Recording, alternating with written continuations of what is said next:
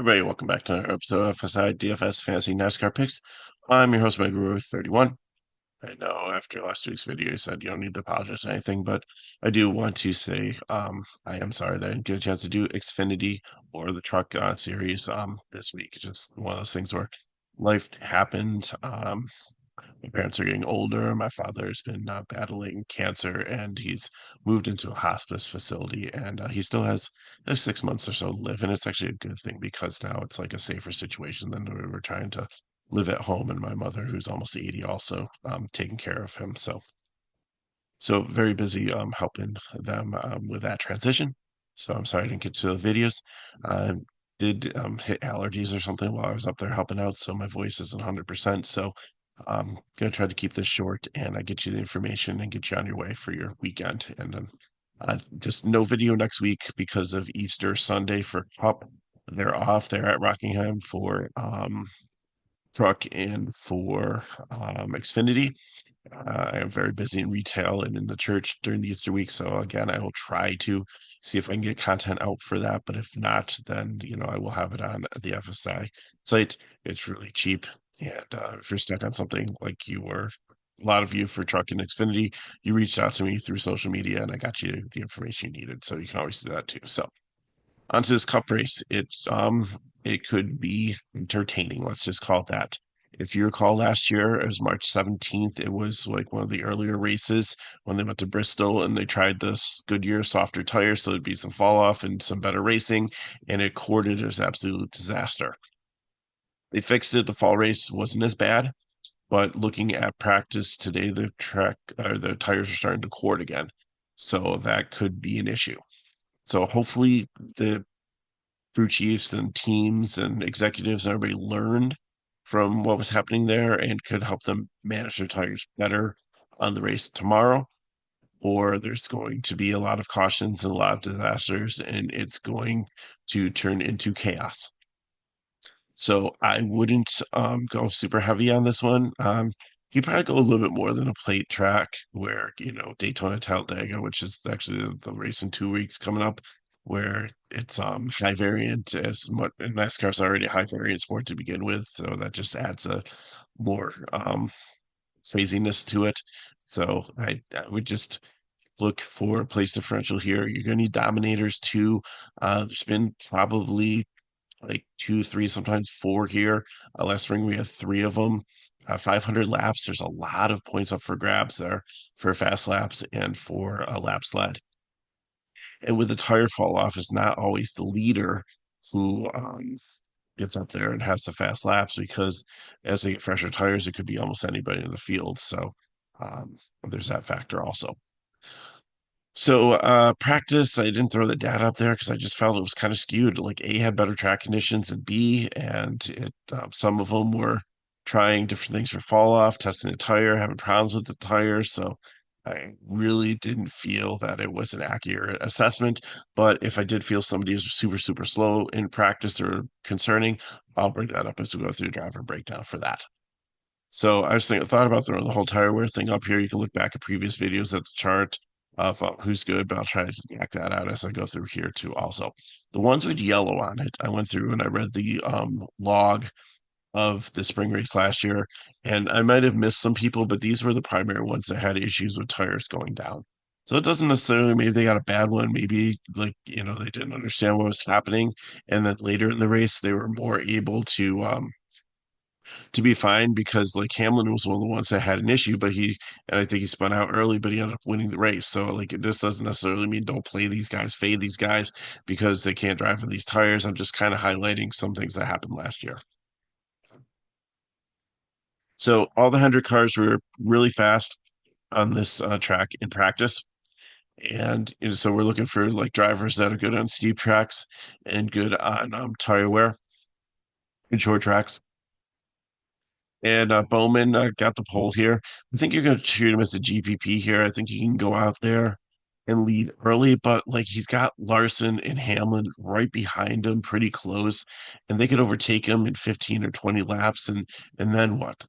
That's not going to be enough, I don't think, to pay things off. So I think you really need to. consider paying him cash. He's a safer play on FanDuel where finishing positions better than trying to get and nail fast laps and laps led. Stenhouse is interesting up here too. Usually he's like probably a 25th place driver on this track, but he looked really good out there in practice and qualifying.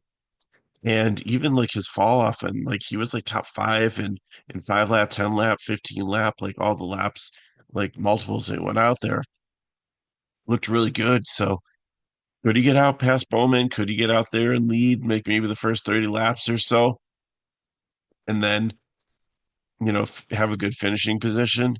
In a GPP, I think you take a shot in your dominator group, but in cash, I wouldn't touch it. Larson, it's been his weekend. He was out there in truck series. The rain kind of messed that up. I think he had a speeding penalty or so. He was going for the triple. He had potential to win that race. It looked good. And sometimes when he was out there, was dominant.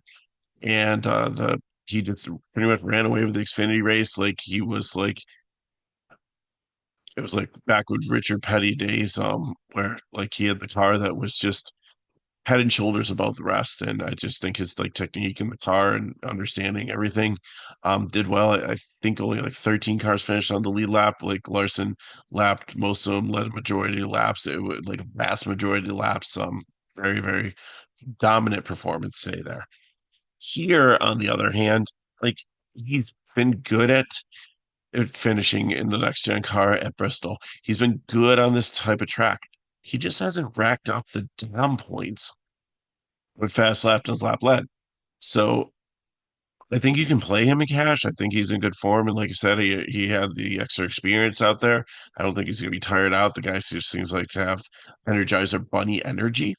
So I think that like fatigue's not going to be something to look at. And I'm surprised that he didn't have tire issues because like when the next gen car came and like tires, like he had his like week after week after week, it was like boom or bust with him. Like he'd have a tire issue or win the race, tire issue or win the race. So that's mildly concerning, but I think he's done better recently with that. I think he's learned. And I think Hamlin's where you want to go with your dominator up here. Can you get two of them in? Yes, we'll talk through like how to do that. Is that going to be optimal? I don't know. FanDuel probably, but here I think you want to choose between the two of them. And I'm leaning Hamlin. Hamlin has just been like so strong out here, so solid, good results in next gen car. Won the race last spring. Tire management, like steep tracks, like everything factors into like he should be the number one play here. And Kyle, 1A. Like it's really close. And again, you can get both in your lineups. We'll try to talk about that as we get towards some of the guys towards the bottom. But I'm going to leave Hamlin as my dominator. Ryan Blaney. He is going to be an upside dominator here. I just worry about speed. He's decent on tire wear tracks and everything, and I think he can definitely try to get up there and maybe lead, but I don't know if it's going to happen. So I think it's a solid day, solid finish. But it's more fun. His price point, just an upside guy for me. Gibbs, I want to make a 100K guy because he is definitely had his struggles this season, but last year these were like some of the races early on where we thought that he was knocking on the door for his first win. He was one of the dominators in this race. He ended up, I think he had tire issues, so he didn't end up finishing great. Where did he end up finishing? Ninth. Which wasn't bad. He started the race 19th. Definitely had some speed in practice here. So definitely one that I want to consider in the large GPP. Bell, I think, is going to be the third dominating choice here. And I might actually take him over Larson just because I think that he's had the speed. He's had fast laps before. He's been fast. His practice speed wasn't great, but again, like sometimes we see these Gibbs cars like Hamlin usually does. I'm surprised Hamlin qualified that well, but they don't show their cards and they set up for the long run. And I would rather have him have a lot of good long run speed than short run speed because I think he'll save the tires and then towards the end he'll be able to pick off people and have good finishing position there. Almendinger, even though Colley's been decent on these this track in the past, I think he's going to fade for me starting too far forward. Most of our decent at tire wear starting too far forward. Maybe a GPP. Justin Haley starting too far forward, going to fade for me. Josh Berry, great at tire wear, great at steep tracks, good here in Xfinity. And I think that he's one that you can look for in your 100K lineup also. Ty Dillon and Michael McDowell starting too far forward. I'm not going to touch them here. Bristol and this Gibbs car has been solid this season. I think that he's going to be my other 100K GPP driver. I like his upside here also. Started a little bit too far forward for cash for me, but I think that makes him a great GPP 100K driver. Kyle Busch, he's always been really good at this track, but not recently, in recent years. But could this be his day tomorrow? Possibly. GPP shot worth it. Brad Keselowski, all these RFK cars, this is the type of track that they've always really been good on, steep tracks with high tire wear. But the problem is he just hasn't delivered every time I played him, and he's starting further than usual here and doesn't have the place differential upside like usual. So I'm not going to go there. Austin Dillon, good at tire wear tracks, not really great here. Kind of that makes him a GPP. Zane Smith, same thing, had tire issues here last year, looked a little bit lost at times. Has been a little bit better this season in form, but I still think it's GPP. And Jesse Love, this one's a real enigma. Debated making him like a 100K driver, but just couldn't do it being his first race here up in the Cup Series, like the nerves and stuff. The 33 car, even though it's like a Richard Childress car, has been kind of a leftover thing. Austin Hill and a couple other guys have driven it this year, and it really hasn't been fast or super impressive. Club didn't look terrible in practice. He's a solid driver, and early on, he had success in Xfinity and surprised a lot of people. So could he be surprising here tomorrow and have a solid day? I don't think he's going to win the race. Could he top 10? Yes, I think so. That's why I considered maybe making him a 100K driver, but I think he's GPP one. Elliott, like I said, he's going to have lower ownership out of all of the 100 cars just based on his starting position here. I think people are going to gravitate towards Byron for the place differential, Larson because he's been dominant this weekend, and Bowman because he has the pole, and all the 100 stars are fast. I think you can play Elliott in cash. He just hasn't got down points. So hasn't been like a one to get out there and lead. Starting 20th is a little bit concerning here at 9,600. He does have the place differential. So if it wins the race, that's great. If he gets some lap sled, that's awesome. I think he has the floor for cash. He's kind of priced in no man's land, so I don't think you're going to get to him. But he's like a cheaper alternative than some of the other ones. Like it's paying like trying to get like two 11K or 10K guys in there. He gives you some place differential and a little bit of savings, differentiate your lineup a little bit. So kind of like that. Cindric, not great here. Mediocre. GPP. Bubba Wallace really struggled with tires. I think he spun out two or three times uh, in that race, and I think he had an issue in the fall too. Don't quote me on that. But at 8,500, he's a GPP. Like I just going through the timeline, it just seemed like there were so many Bubba Wallace incidents there. And again, maybe they learned from it. It's a year removed. Maybe they figure something out. Maybe he'll be fine. That's why I'm not putting a fade on him. But I just don't see him as a cash play here. Flores, I started a little bit too far forward for me. I think he's okay on tire wear tracks. Didn't really have the speed I was looking for in practice. So GPP. Busher, another RFK car here. Really like him here. I think he's a solid play at 8,300. Hertz starting a little bit far forward here for me. GPP. Uh, can he finish in the top 25? Possibly. If he doesn't, he's going to lose you a lot at 5,300. No. So I mean, if you need the value, that's fine. Um, but I think there's some better value plays out there. I think Byron's going to be very chalky here with how he looked in practice. Just didn't qualify well. Patch play at 99 here, and definitely has some place differential upside, and potentially you could be a dominator really late in the race. Reddick I like a lot better in the same like starting range here. Reddick is one that can ride the track high, and as long as there's not a lot of debris up there that's going to cause him to like wipe out, where sometimes it gets like some dirt and stuff that. But I just like that if Reddick can find like a higher groove or something here, plus the place differential, to be able to definitely get up there. His speed looked decent in practice and stuff. I see a lot of upside here, so that's why he's gonna be the first prime play here. Eric Jones, decent on tire track, 67 is a decent price tag. I don't think he's so far back that he's gonna be like lapped right away, and I think that helps him to be a cash play. Priest, the same thing.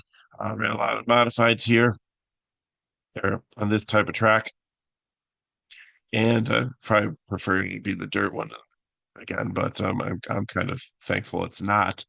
But I think he's got a lot of upside here with tire wear and all the package and everything to be a cash play.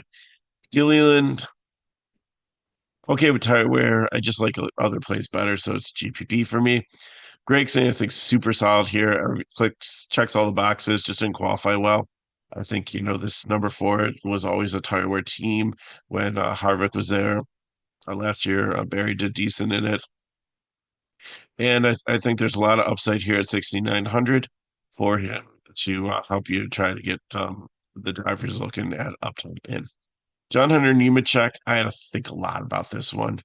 I debated and debated and debated because it makes sense for him to be a cash play here.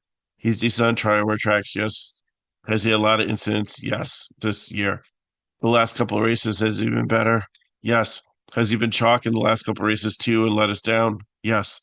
But at the price point, compared to the other drivers in the range, Cole Custer is right below him.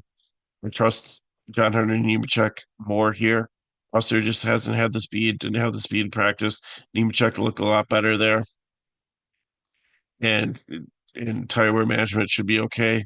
So I'm going to give him a cash designation. Not a prime, cash. I'll let you choose if he's one of your fill-ins, but I think he's solid.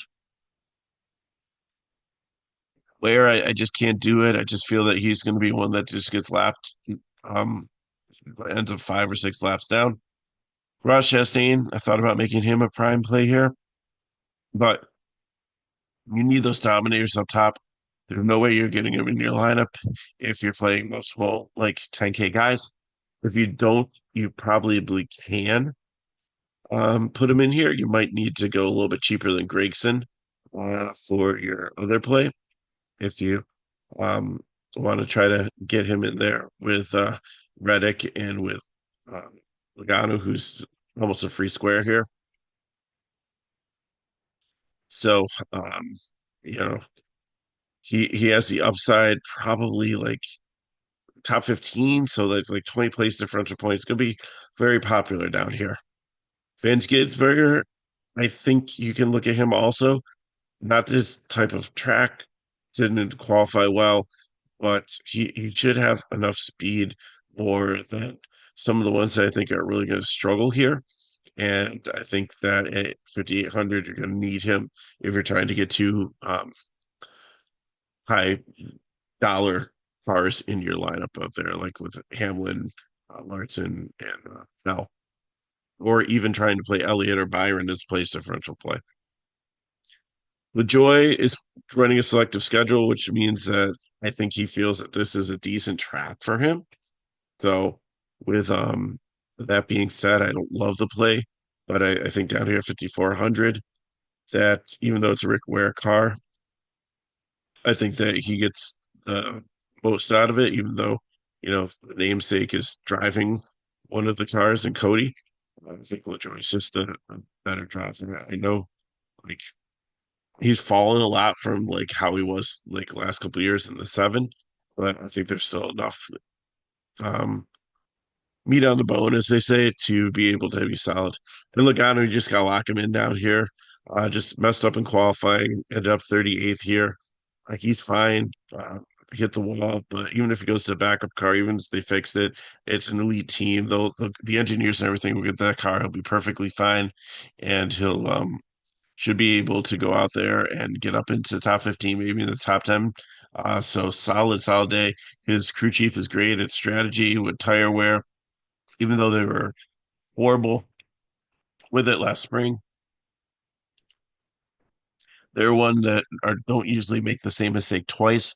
So I see them, figuring out, working on it, coming back to this track and thinking if this is the same situation or scenario, that we're not going to have those issues again. Blicky, I think you can play as a punt out here also, but he could end up laps down. And the 66 car has a lot of mechanical issues too. So I don't know if it could even finish the race. So with the primes, that's a good chunk of money here with the 93, the 82, and Gregson at 69.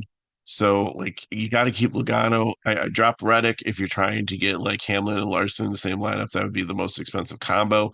So if you need that, then drop Reddick as a prime and go like Nemechek or Van Gisbergen or even Custer if you have to. Um, LaJoy somewhere in there, and that should make it work for you. So sorry, my voice is a little bit raspy, but at least we made it through the information. So if you have any questions, you can put them in the chat below. Hit me up at Megaro31 on Twitter/X. And if you want more as an FSI DFS, go to the description of the video and link to our Discord and our website is there. And if these videos help us back, like, subscribe to our channel, and share with friends. So thanks for watching. I'll try to get some stuff out next weekend, but if not, I'll see you for Talladega in 2 weeks. So good luck in your contest. You know how to get a hold of me if you have questions, and I'll see you next time.